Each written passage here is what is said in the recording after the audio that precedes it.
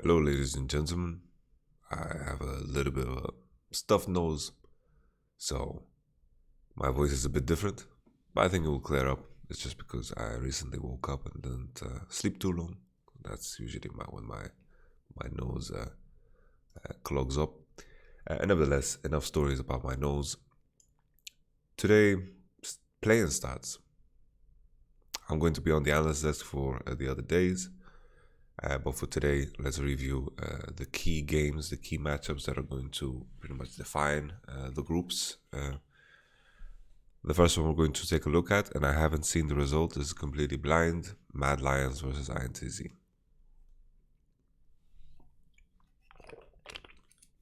Raz and Captain Flowers looking really good. Let's just jump into this part. I'm so excited, actually. It is tough to describe.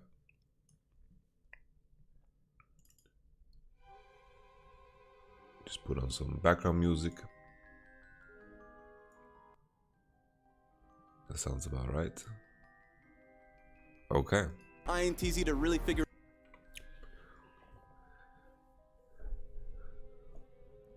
These are some of the bans that we did see in against INTZ.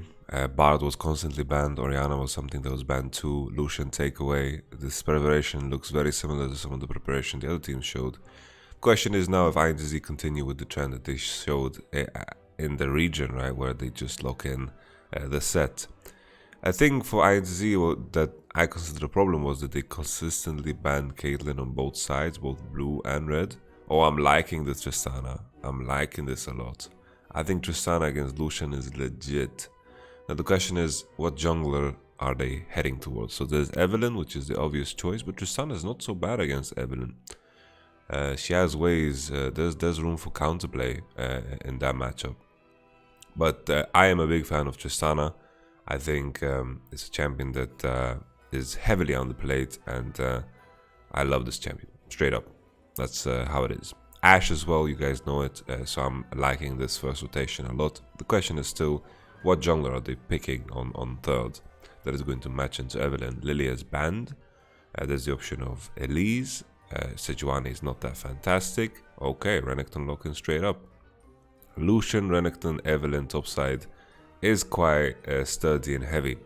There's some options to play AP in the bot side in this game, but I don't know how prevalent it is in the meta that has been evolving over in the play-ins. I mean, over in the World Championship Bootcamp. Oh, Gragas. Okay. Gragas not too bad. Likes to play against, low-range champions, and there's plenty of them here. But if Evelynn snowballs out of hand, it can get pretty dangerous because Evelynn can play with the distance of her W against Gragas. You activate W, and then you can activate the CC before Gragas has a chance to E, so it becomes even cancelled if you mistime it. So the one-to-one matchup, like in terms of how it works, I think Evelynn is very, very happy to sit in this one. Early game-wise, Lucian and Renekton need to snowball quite heavily. I think Tristana is super, super good. I'm a super big fan of Tristana. Trash ban. Trash ban, I think, signals in a way that you want to fourth pick Leon and Nautilus, which I think is the best way to approach this. But also, Trash is one of those champions that synergizes super well with any type of APs that you would like to pick. Because now the question is, will they have too little damage? I think there's still the option of picking Ezreal. Syndra out now. Lucian can also go bot, but against Ashe I don't think it's good. Syndra bot I think is what they are banning. Garza has played it in the past, but I think it's a very nerfed champion, so I think they're good. I'm liking the second wave bans here, Shen and Ornn. I think it's a good way of making the top lane matchup as difficult as possible. We'll just have to see if they actually have the guts to pick Camille here into Renekton, because this is something that Tay did pretty good on in terms of impacting mid lane. Wow, I'm liking this. This is a very, very nice pickup. I'm liking the Urgot pick. Wow. Okay. Well, all in all, like the summary so far is that Mad Lions need to snowball, because time is definitely not their friend in this game, and I think INTZ is a team macro-wise that can roll and tussle with good teams, but the biggest question mark was always their lane phase and what is going to be picked here as the final picks on bottom side. Jhin isn't too exciting. Still, we have the support last pick. This was very, very convenient for INTZ because they could counter and then leave support for last. They've been able to match every pick now that the enemy picked. The only blind was Ashe, and we're very happy to do that. Pantheon, okay. This is a Gragas that can go support too. I think Gragas support is a very, very good pick into Pantheon, which I imagine is going to evolve throughout the tournament. The reason being so is because you can just E-cancel the W of Pantheon, and you are very, very happy to do so. Urgot versus Renekton is a matchup that can be very, very snowbally back and forth, but in isolation Urgot is pretty decent into it. That's a Pantheon looking. Definitely INTZ's composition scales much better on 2 core beyond. I think they can do a lot of damage. A key thing here is though, if Evelynn gets super far ahead, then the scaling gets put into question, because as a team you don't really want to buy that much magic resistance here. If you ever feel the need to buy magic resistance because Evelynn is fed, then Evelynn has done her job because she's the solo AP carry, and that puts you in a very, very negative spot.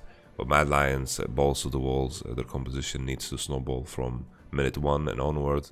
If we see the gold values being relatively even after 10-15 minute mark, then INTZ should be in a better position to win out this game. A key thing to pay attention to as well is how early the first dragons are being done and made. Especially with Alistar in lane phase, his abilities are very weak from level 1 to 2 because of the snowball of... Oh, that's really cringe. What is happening? That's alright, that's alright. What I was saying was Alistar is so weak level 1 that he usually pays the price level 2. There's some tricks you can do with level 1 flash with Alistar Pulverize, but doing that against Pantheon is something you want to avoid. So Jhin Pantheon should be strong enough to transition that into the first dragon. You want to make sure that Soul Point is already active as soon as possible for Mad Lions. It's going to be super, super important. That's a cute song. I don't know how much of it you see here. Okay, let's fast forward a little bit. I have a barbershop appointment in about 1 hour, and I don't know how long this game is gonna be, because as mentioned, it's completely blind and I don't go on Twitter. The venue is looking quite pretty.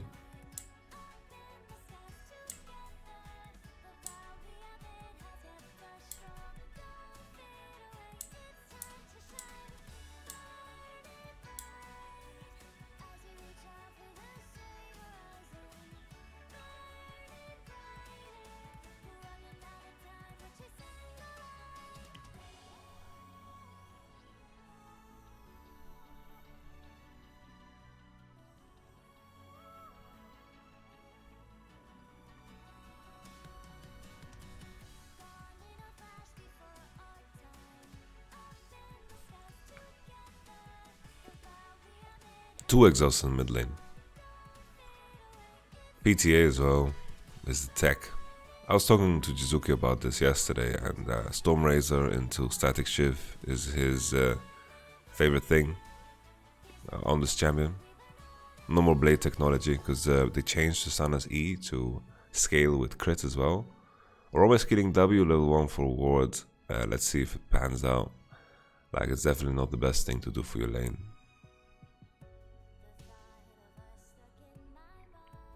PTA Renekton.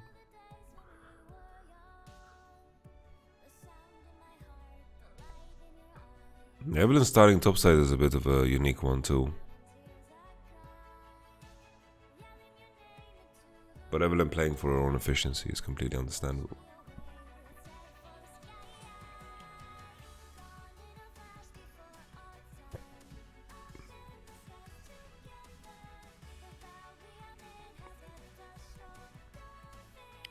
Electrocute, Predator. Yeah, nothing out of the ordinary. PTA Pantheon, see a lot of different things like Conqueror, PTA. I think with the amount of PTAs that is on the team, maybe you could run Conqueror. Because you have 3 PTAs now. In team fights, it's not the best thing. Because obviously you apply the debuff and you can't reapply it, so it's a blower. Let's see how many black cleavers Mad Lions buy. Yeah, Tay doing fine. He's super happy.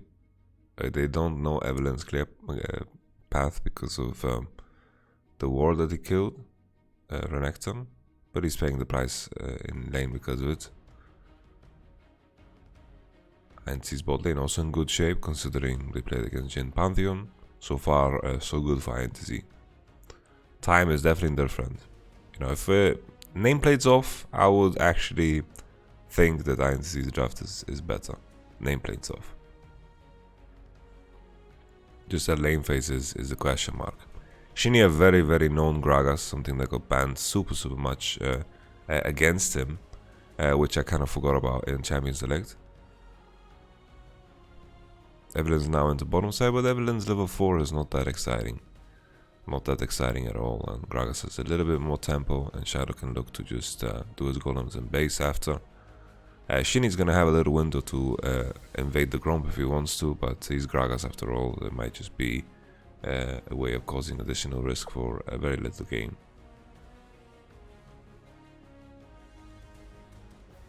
To corrupting, no potion. Humanoid is in a winning position in mid. Shinny is first here though. Gragas is stronger at level 4. Evelyn needs a bit level 6 to, you know, be able to oh, Humanoid dashing forward. I think maybe Humanoid had lethal here, but the problem is, of course, exhaust. If it's timed properly, then there's no need to risk it. But Humanoid winning out on the lane phase so far, doing well. I like what I see.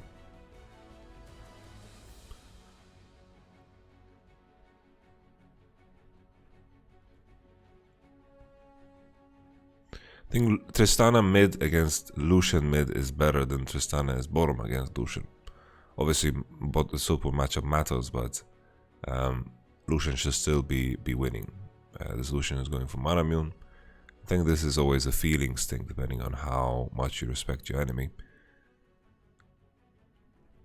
But I wonder if having no ignite is going to hurt Envy in the all-in department.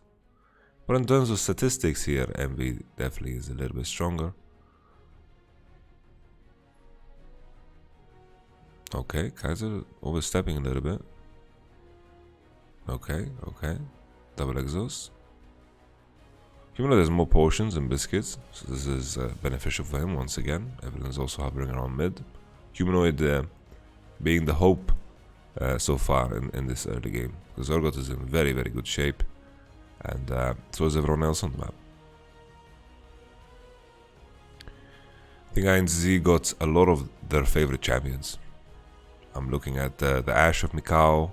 I'm looking at Gragas of Shinny. And Tay looks super comfortable on the Urgot. Oh, okay. Clean. So Romit still doesn't have a base. Tay is trying to go for the situation where he has a TB advantage, but it looks kind of tough with the level disadvantage that Renekton has here. Ooh.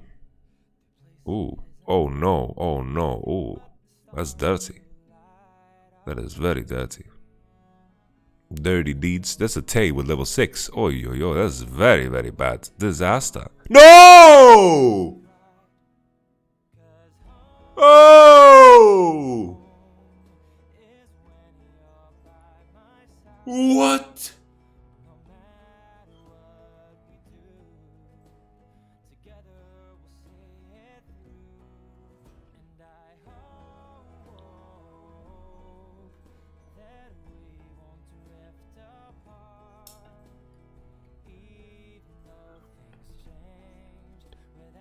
What? That is... wow. That is the worst thing that could have happened. And actually couldn't get worse. Like maybe if he died during like the channeling of the TP, but wow. That's a disaster.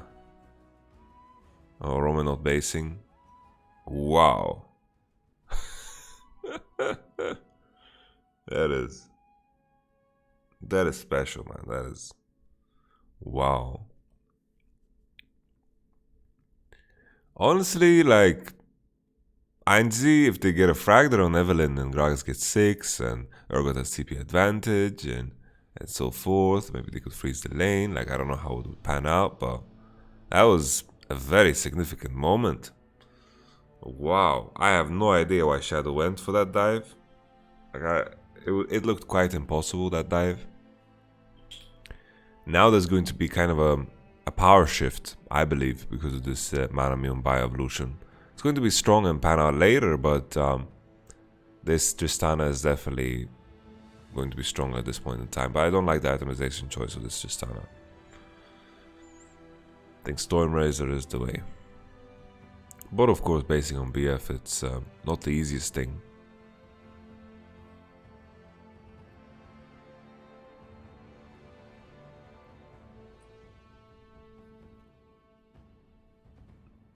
For lane phase alone, then this Vampire is definitely strong.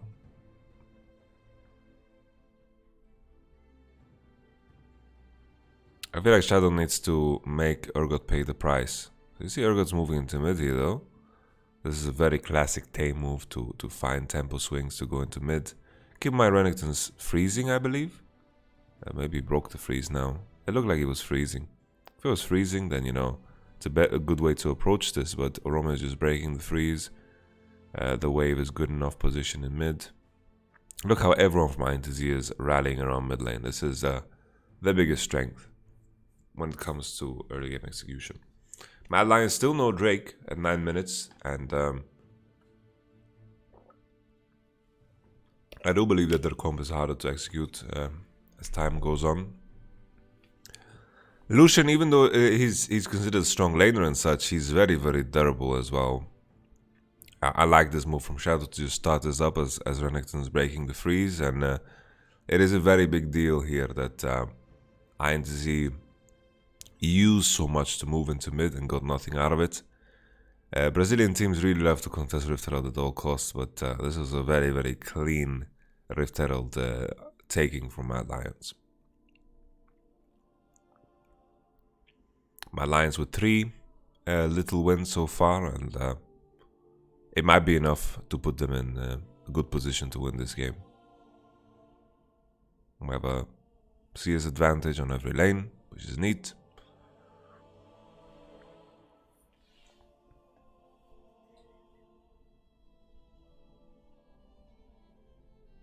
Tano flash.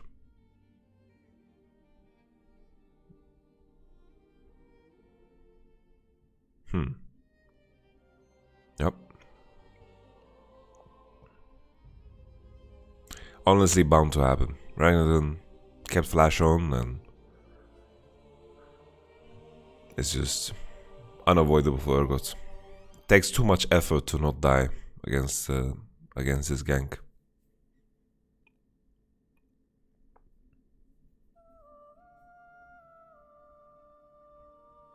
Yeah, tricky because INTZ kind of stumbled upon themselves there. The top dive, and Evelyn should have died in that situation.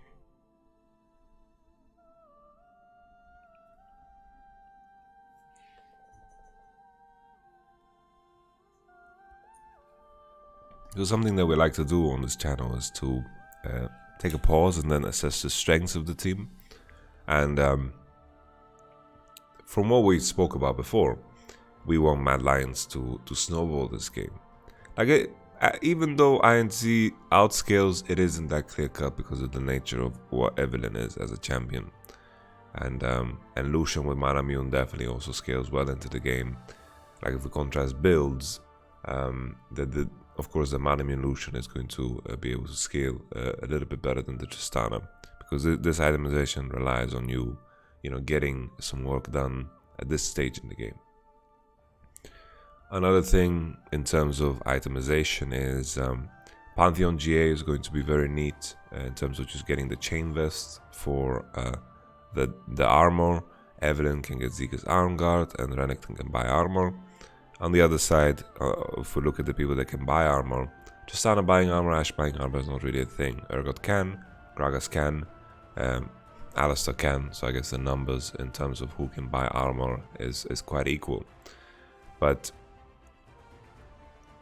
the whole question is how durable can they be against Renekton Evelyn? Because if Renekton Evelyn, like Renekton is good with Evelyn because Renekton is a very easy setup to put yourself in a snowballing position together with Evelyn. Like if Evelyn is accelerated in the game, she becomes very, very dangerous and takes over.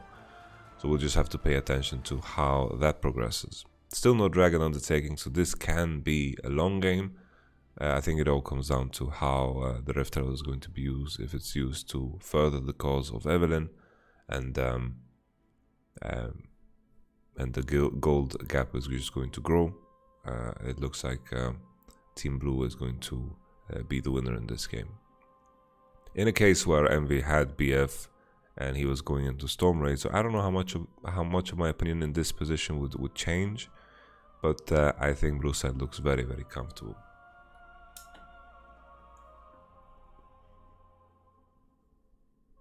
Even if Evelyn chose to just look for a top dive and trade for this dragon, considering it's a Cloud Drake, it's definitely not completely out of the question that you can just give it up. But Urgot is going to be a menace later down the line as a very, very good scaling champion. Ooh, okay, Kaiser's flash. Okay, Kaiser should be dead. Very nice. But maybe Envy is too. Oh wow, Shadow, that's terrible. That's terrible. Wow, what a mad thing this is. Shadow getting barbecued, Tay's revenge. Free TK. Okay. 2 for 2. I mean, 1 for 1. Lucian gets a frag, Tristana gets a frag. I think either way you're happy with that. Kind of awkward though that Tristana doesn't get to finish Blade. But I wonder if Gragas could just straight up survive if he didn't continue the chase by himself. But very, very neat damage number here. Shini Gragas, very famous from Brazil. And then here, why does Shini lose so much HP here? Oh, ease forward.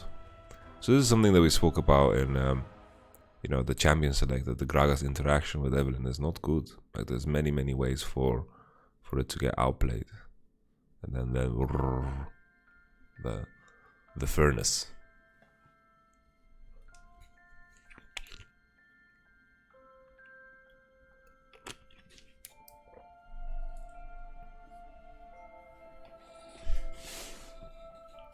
Lucian also sitting on a cull. I think Humanoid just recognized that he's better than Envy and just went for something as greedy as possible. Humanoid definitely my MVP so far in this game.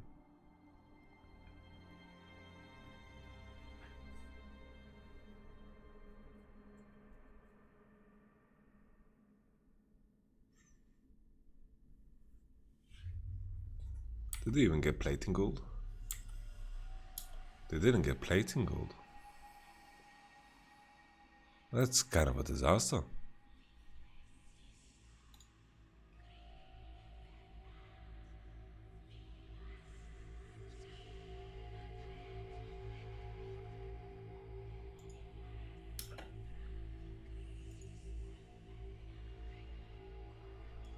Oh, my camera size is terrible. I'm very sorry, guys. Wow, I didn't realize. Holy, I come across as a jackass. Oh my goodness. I didn't realize that my camera was so humongous. I'm so sorry, guys. Jesus. Alright, I'm tiny now. I'm small. Yeah, that no plating business, very awkward. Very, very awkward. I put that Rift Herald plating gold into my calculation about who is in a winning position.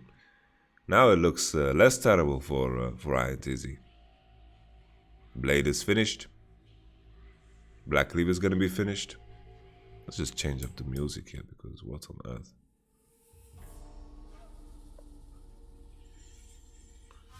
Holy.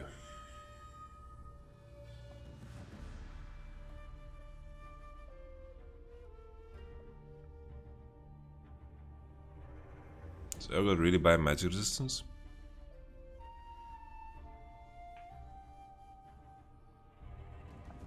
Renekton not finishing first tower here is pretty cringe. Tristana should maybe just let it die. Let it die! Let it die! Let it die! Turn away and slam the door. No? If she let it die, I don't think anyone would receive that gold. It would just be spread around, and I think that's worth. I think having Outer Towers alive doesn't matter too much.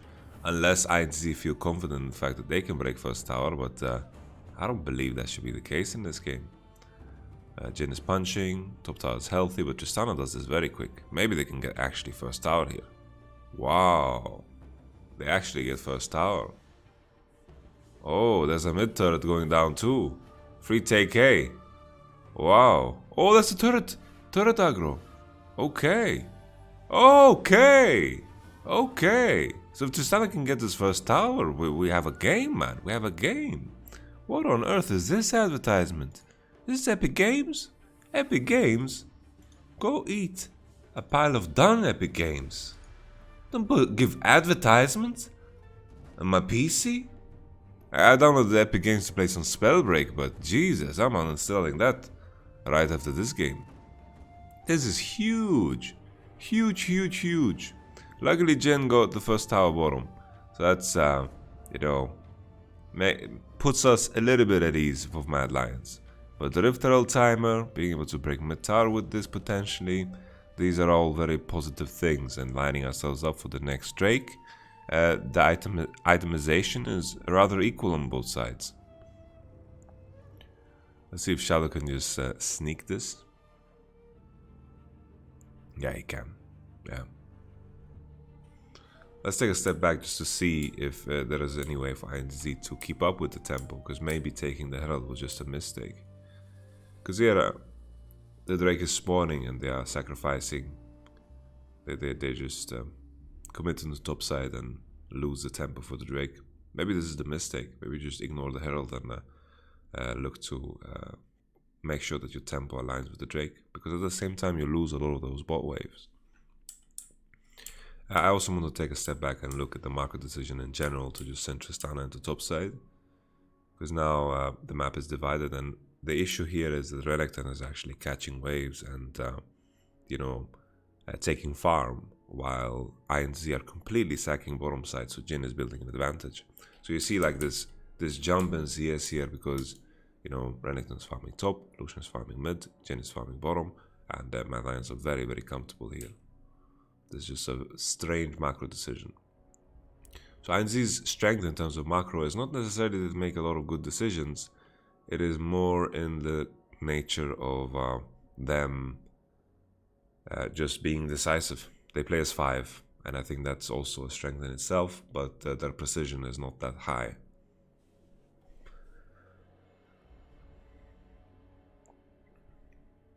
So I think just this setup for the second Rift Herald, they were just too heavy-handed here. I think mid into bottom to make sure to not sack so many waves, I think is just a better way here. Because now Urgot is the one that has to suffer. Urgot is the one that is bleeding very, very badly off of this. Because this 2k gold lead from Mad Lions, especially after get this Drake, it's almost like a passive gold lead. Yeah?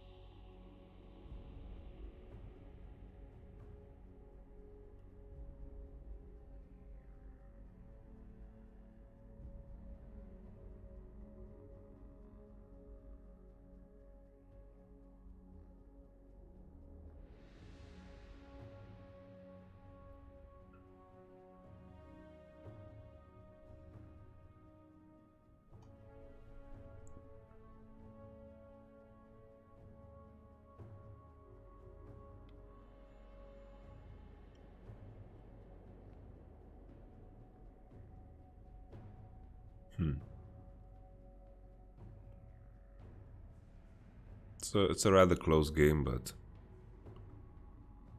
the CS numbers are a bit worrisome. Like whoever reaches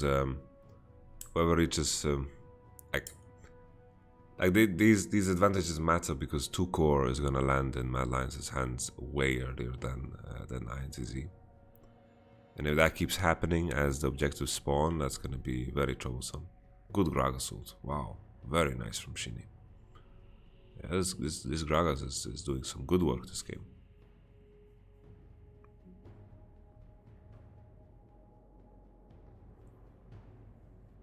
Very good work. I'm assuming INTZ is just going for death stance now. This is like the nerf to death stance was very rough for Urgot, honestly. And him having no conqueror makes him scale a little bit worse. Wow, okay. Oh, very close, very close. Very, very small margin of error. INTZ very, very confident in their play. I really love that about them. Wow. Wow. Okay. Jesus. I don't know if Nash is on the table, but Shadow has no ultimate. So it's definitely, it should be a part of the conversation here. Should definitely be a part of the conversation.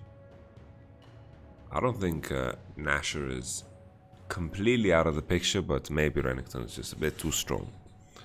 It's rather early in the game and no one has significant armor. Oh, this Urgot build is mad. He just straight up went for a Serity Dirk. But look at the confidence, man. Look at the auto into an arrow into flash WQ of Alistar. Very nice from INTZ, man. People were surprised that I rated him high, but this is some good gameplay. Good gameplay. Mad Lions, of course, also, you know, bringing for some worry, but I want to give the credit where credit is due, and this was a mad thing. What on earth just happened here? This was INTZ not recognizing the tempo of the situation. They were lining up for a Drake and had tempo for the Drake, but the way they kind of ran it down here when they had people catching side lanes is it hurts them a lot.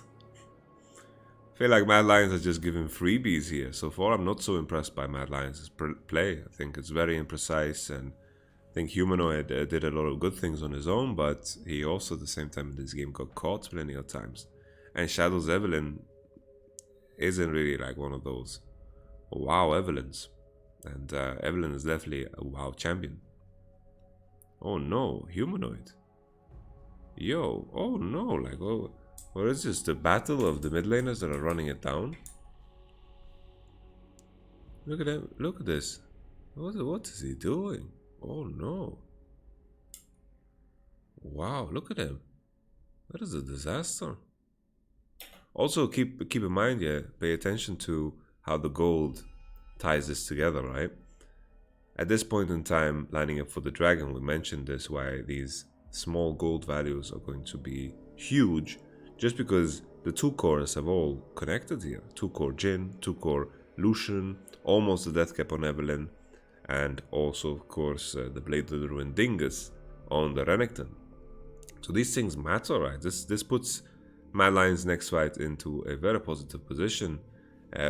But here, paying attention to Humanoid's mistake here, if Ashe is a little bit more awake, this is a dead Humanoid, and Humanoid dies. So here, like, if you arrow here already, but arrow comes so late, so he has room to flash. So that's the problem there. And Envy is just he's just copying Humanoid at that point. He was Humanoid inspired, and then boom, we have 2 kills already. Flash as well, no flash Ashe. Soul Drake, I mean Ocean Drake should be in their favor. Renekton is also tanky enough to maybe be able to look at that Nash and say, just I have lifesteal and I can tank it forever. Gragas no flash, but he has smite. This is gonna get funky. Very, very funky. The HP numbers are not that convincing, but they have a lot of damage onto this. Oh, they get the Gragas as well. Kaiser. Very nice from Kaiser. Oh, okay. Never mind. We're not finished yet. We're not finished yet. Oh! Wow. I thought he had it. I was really sure he had it.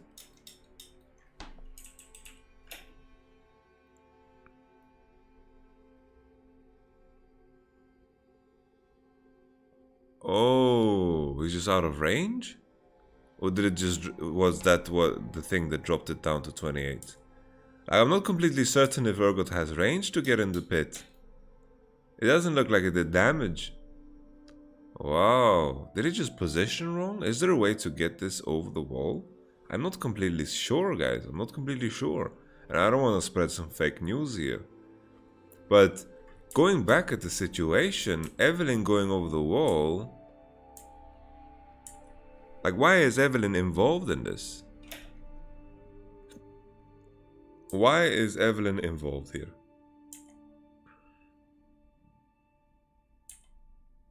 They came for Gragas, they got Gragas. There was nothing else to fight here for. The continuation here and Shadow being here is just, I think, a mistake.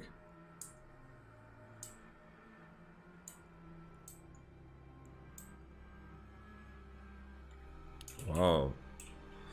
This game is a bit of a robbery, not gonna lie. Riddled with mistakes. I think Mad Lions can let out a gasp of relief almost, because this is, you know, this is just a single round robin. Most likely, Mad Lions and INTZ are not gonna face each other ever again in this tournament. So that's super cool. Okay, Shadow.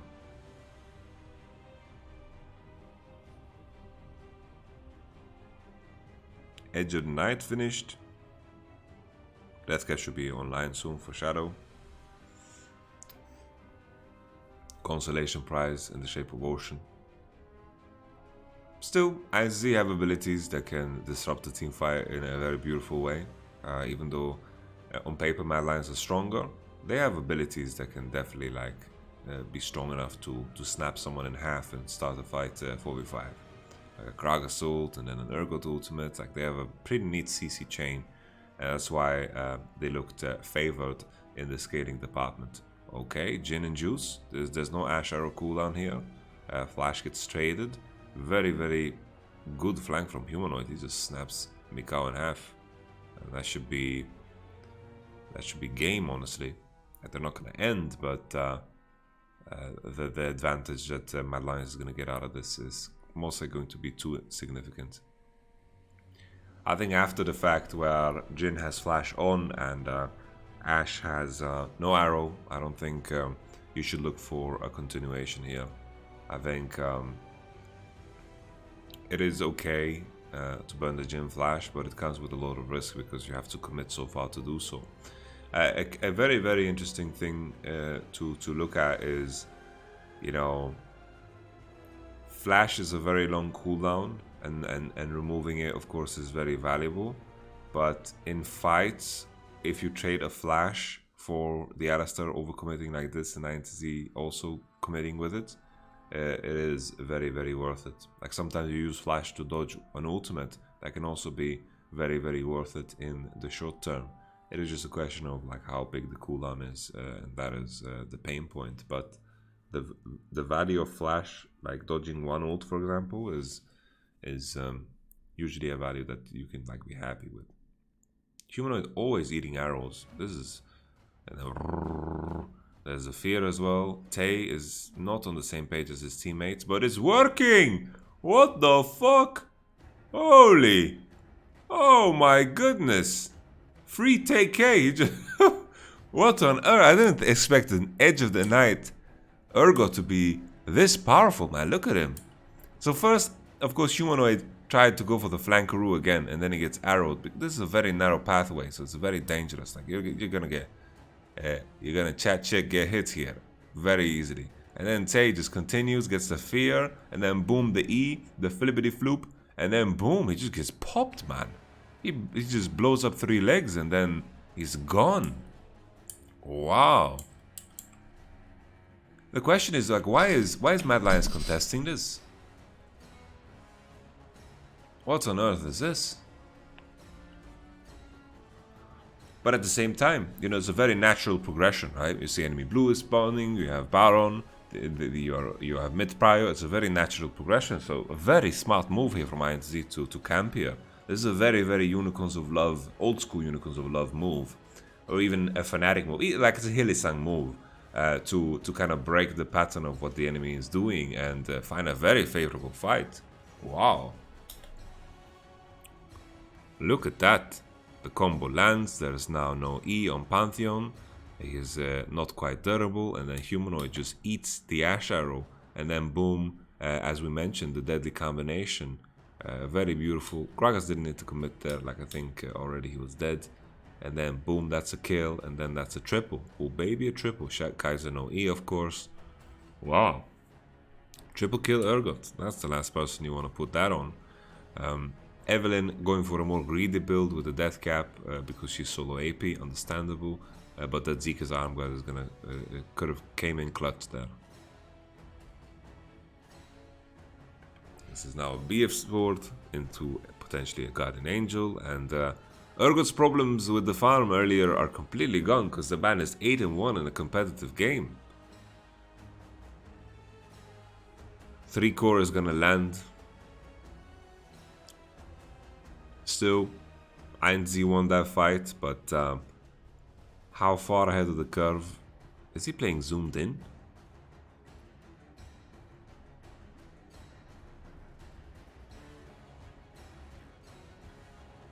Wow.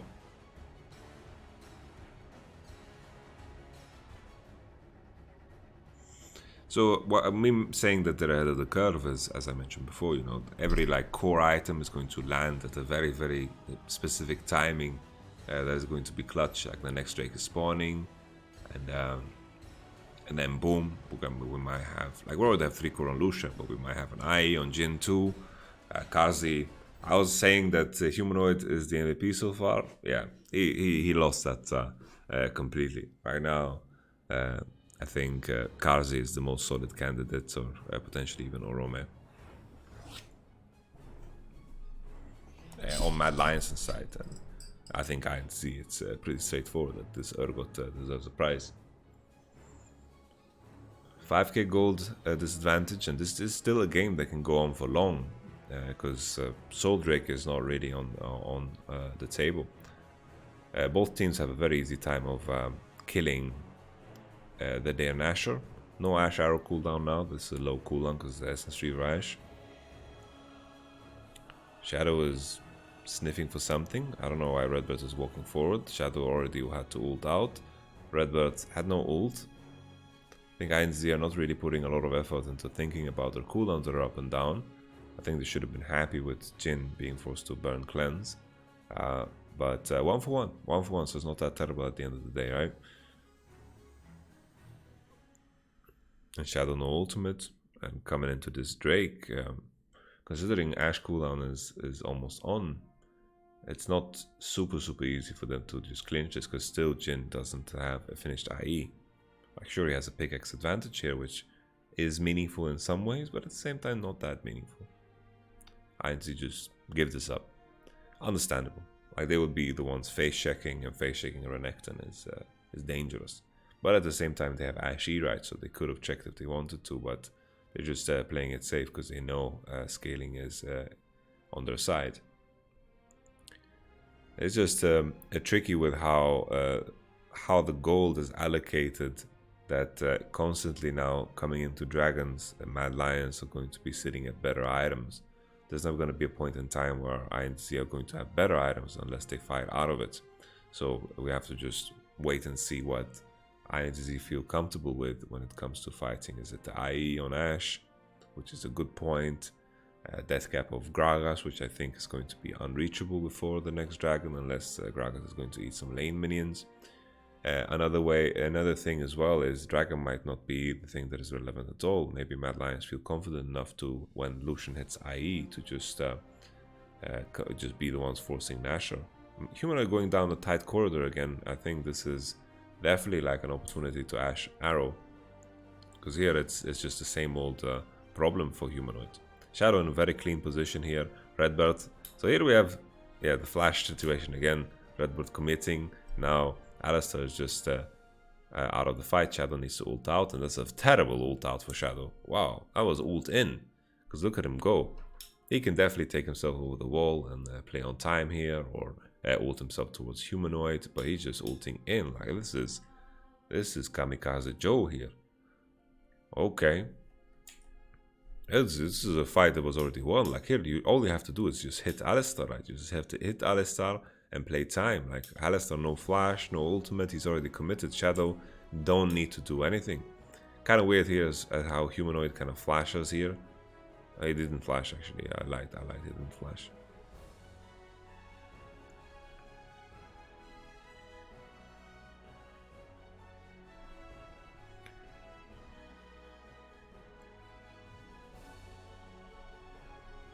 And that should be Nash.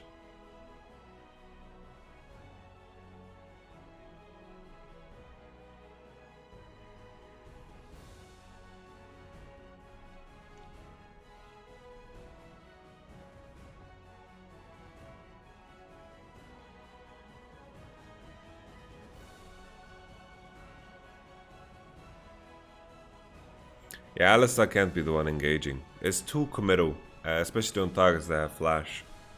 Like, Alistar trading his life for Jhin Flash in a fight is not good.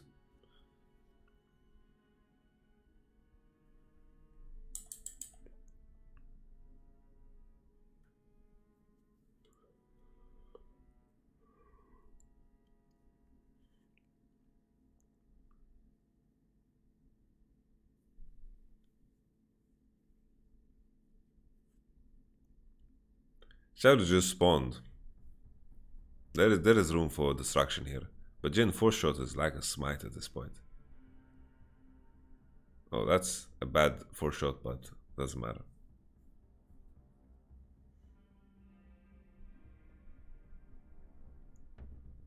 I just wanted them. I hope we get a replay of the previous fight. Okay. So once again here, like Alistar, no flash, is committing. Kazi flashes the combo. And then at this point, Redbird is so committed, right? There's no reason to really force anything. Shadow commits, ults out, and Mikao kind of executed a similar play as the other boy. But at least Shadow, the key thing is trading. He managed to get some damage off here. Like Gragas is low, and everyone's kind of chunked here, and it's just the nature of Evelyn. The damage numbers are crazy, and then the continuation is just Envy's too low, Shinny's too low, and they can't really find anything here because on the initial engage, Pantheon also ate the Ash Arrow, which was pretty neat. That's a 4-core Lucian.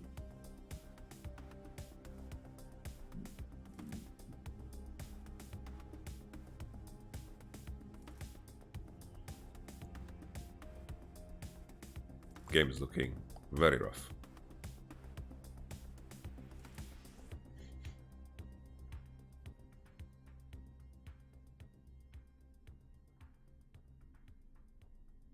Oh!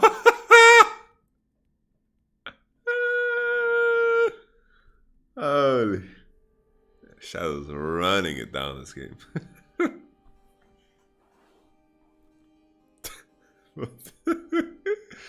That is hilarious.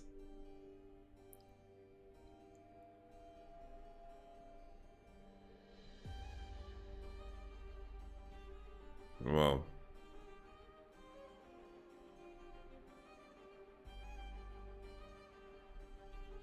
Wonder what zeal item Sistana's gonna go for. QSSs are landing. Yeah, this Jhin and Lucian are really happy in this game. Oh, humanoid. Oh, Redbird. Oh no. Oh. Wonder if Humanoid did this. Did he just know about the tempo? Yeah, I can't really complain about what Humanoid did. Oh, look at Lucian. Oof. Oof. Solution with a shit ton of 80.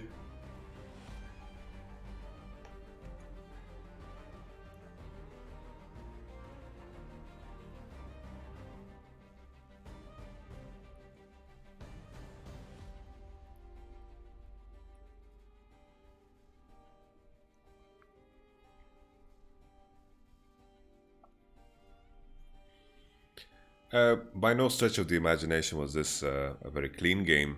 This was a game with a lot of problems. I think Kaz is staring straight into Shadow's eyes. Straight into Shadow's eyes, and then he looks away. That was his punishment for that one. Mark Brazda. Oh, the Shadow's just, guys, I hinted so hard. What are they doing now? Whoa, the stage is spooky, man. There's just a hole on the floor?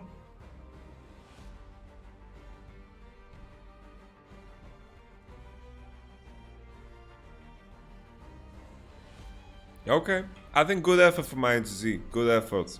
They did some good things here. They showed the decisiveness. I think Mad Lions had a very good answer to their mid-roam play, and Lucian was such a key pick here in this game because Lucian provides you safety, aggression, is kind of, you know, so well-rounded, and then he went for the Manimune build, and it panned out very well for them. I think INTZ gave away a little bit too much in some of those fights, and the goal advantage just swung too heavily in Mad Lions' favor because of all of these small increments that happened across the map in terms of trying to commit into mid, to try to get the gank of Humanoid, and then afterwards, you know, committing all the way into topside while effectively Mad Lions were farming 3 waves. Like, all of these small things added up. Mad Lions didn't get value from the Rift. Shadow was kind of running it down, but all in all, Mad Lions, you know, showing that you know, this is major region play, and INTZ from a wildcard region. You know, the nice decisiveness, and you know, the passion in their play is very evident for INTZ, and I think it's not an easy team to beat at all in this group. That's why I think Group A is the group of death. All in all, thank you so much for watching, guys. The coverage of the world's you know, world's matches here on my channel. I'll catch you guys on the next one. If you have any recommendations of which game you want to be reviewed, please leave a comment below. All the best, and thank you.